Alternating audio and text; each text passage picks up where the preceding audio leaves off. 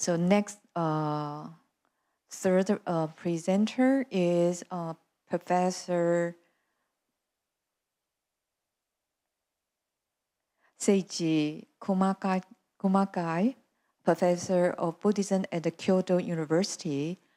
Since Professor Kumagai can only stay with us online, so he already pre-filmed his presentation.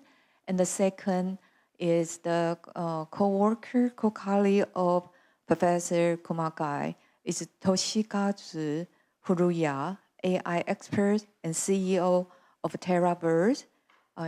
He also is a part of the presentation, but we only have Professor Kumagai with us. Welcome, Professor Kumagai. Good afternoon, everybody. I'm Seiji Kumagai from Kyoto. First of all, I'd like to express my warmest gratitude to Dr. Ifa, who organized this great summit symposium. And I also appreciate all participants in Taipei and in the world online. So today, with Mr. Furuya, I will report our current development of Buddhist cyber physical system composed of BuddhaBot and Tera-verse and other XR technology. Okay. And first of all, we'd like to introduce ourselves. I'm Seiji Kumagai, professor of Kyoto University and divisional director of Uehiro Research Division of Education and Ethics and Education. And I'm also a program director of Japan's Moonshot project of Japan's Cabinet Office and JST. But I'm not a specialist of AI, while Mr. Furuya is a specialist of AI and data science. I'm humble researcher of humanities, focusing on philosophy and history. And I'm reading such ancient texts to clarify the philosophy and history of especially Buddhism, ancient Buddhism in India, Tibet, and Bhutan. And also history. So, for example, this picture is the archaeological site of Tsampageri Yeshidoji, who is the founder of Dukpakage School, which is the state Buddhist school of the kingdom of Bhutan, for example. So by reading such ancient manuscript, and then we try to discover the archaeological site. And we are also conducting social science research, especially related to focusing on well-being.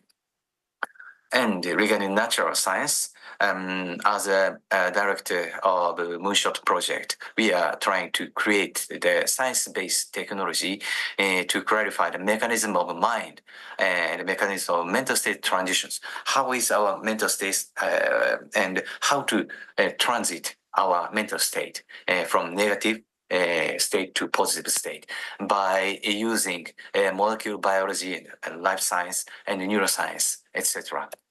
And we are also conducting research and development of informatics by using AI and XR and metaverse, etc. And Mr. Furuya is a AI researcher and data scientist and a business person. He founded an AI startup company, ExaWizards, with 100 Japanese yen, that is 0.6 US dollars. And he make it a bigger, a very big company, in 80 billion Japanese yen, and that is around 500 million US dollars in capital. And he further founded another AI startup company, and very recently, with me, he co-founded traditional wisdom tech company, so-called Tera-verse, CEO Ltd, with me, with Seiji Kumagai. And anyway, first we introduce our Buddhist chatbot. So in our history, many Buddhists had wishes I wish the Buddha were here to help me, and I wish I could consult the Buddha anytime, anywhere about my problems. But impossible because Buddha passed away 2,500 years ago. But we never gave up. And in order to fulfill such wishes, we created and released BuddhaBot, a Buddhist chatbot AI, in March 2021. So before on ChatGPT 3.5. At the time, we released the second prototype. We introduced a second prototype, and this is the sample of a question and answer. For example, on the question, I'm worried about my PhD program because I cannot find a good topic. Then its answer, there is no increase in wisdom or scholarship for those who are hasty and lazy. Oh, that's a good answer, I think. But other answers are not sufficient. For example, it gave the same answer to different questions because of the lack of data set at that time. There were only 200 data set. But now we have more than 2,000 data set. But first we tried to create generative AI in vain, and because of the limitation of budget, finance, and human resources. So we shift from generative AI to non-generative AI by using sentence part of the algorithm sentence part of Google, and we made the AI learn the question and answer list created based on the Stanipata, which is the ancient and the most ancient Buddhist sutra, as you know. And then we created the Q&A list because Stanipata is a dialogue between Buddha and his disciple. So we extracted the question and answer from the Stanipata and created a Q&A list. And users to the user's question, it gave the nearest answer to the question as a Buddha's answer, like that. So the answer is the passage in the Stanipata, the nearest passage to the question. But, you know, on the Buddha's answer in Stanipata is not to us. So the answer, some answers is very fitting in this, but some answers are very far. There are big gap. So there are some good answers, but not very good answers at the time at the stage of second prototype. But anyway, we created a Buddhist chatbot, but such screen of programming code is not very friendly with general people. So we further developed a system for smartphone messenger application. We use LINE in Japan. So we created such apps in Japanese. And after OpenAI's release of ChatGPT 3.5, we created a generative AI, BuddhaBot Plus. And so regarding its structure, so we integrated old type BuddhaBot and ChatGPT 4. So first answer from the AI is the same from the old type BuddhaBot. So it gives the nearest passage from the Stanipata and Dhammapada and the Udana. Now we made the AI learn the three oldest Buddhist sutras, Stanipata, Dhammapada, and Udana. And now we are adding more data from ancient sutras. And but the answer from the AI from the Stanipata's passage is far. There is a big gap. So in order to compensate the information, we use ChatGPT 4. Based on LLM of OpenAI, it gives the additional explanation by ChatGPT-4. For example, the question is like that. For example, I'd like to start a SNS, social networking service. What do you think? This is the question. Then answer. The first sentence is from the sutra. A person who is not attached to anything and has nothing extra is good person. And that's good sutra. But that's not the direct answer. So I think I'd like to start SNS. What do you think? But this type of person is great person, good person. It's not very direct answer. So big gap. Then the ChatGPT give the additional explanation to compensate the gap with parentheses. It is up to each individual to decide whether or not to start SNS. That means, what do you think? Then it's up to you. This is a direct answer from ChatGPT. And the second sentence is the advice based on the sutra. It is rather important to have only what is necessary and not to be attached to useless things. So that means, so you can use SNS, but not too much. You should not lose your time, and you should collect only important necessary information. Then you don't lose your time, and you can get good information. We suggest such usage. So this is the integration of Buddhist Sutra and LLM of OpenAI. So we have a strong point regarding the sentence.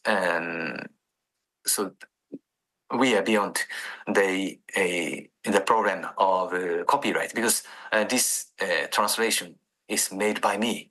So I cannot assure the quality. So some people may criticize, oh, this translation is very bad. So Seiji is bad, that's all. But if we use the published, translation, then the publisher or translator may sue us. Oh, I will charge you like that. But there is no risk because of my own translation from Pali text. And regarding the authenticity of the correctness of the information, so we can show the source. So it's, for example, the verse 23 of Stanipata, or like that, we can give the information. So no problem about the copyright and accuracy of information. And now we pluralize Buddhist chatbot. We created 3 different level Buddhist chatbot. Buddha's level, BuddhaBot learned and Buddha's Sutra. So Buddha's level and the saint level, we created Vasubandhu bot. Vasubandhu is a scholar, monk, and bodhisattva who is specialized in Abhidharma and Yogacara philosophy. And we also created Shinran bot. Shinran is the founder of the Japanese Pure Land Buddhist school, Jodo Shinshu, which is the biggest Buddhist school in Japan. So Buddha level and saint level, Arya level, and ordinary person level, Prityaksha level. And so they gave different answers to one question. For example, how to make more friends. I like more friends. I'd like to create more friends, make more friends. What should I do? The BuddhaBot answered, we gain friends by sharing, understanding, and supporting. So you should support, understanding, and share with other people. Then you can make more friends. That's very standard Buddhist answer, I think.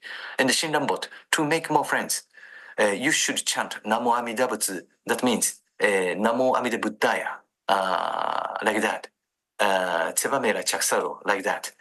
Then you can create more friends. That's very religious. You should chant mantra, then you can make more friends.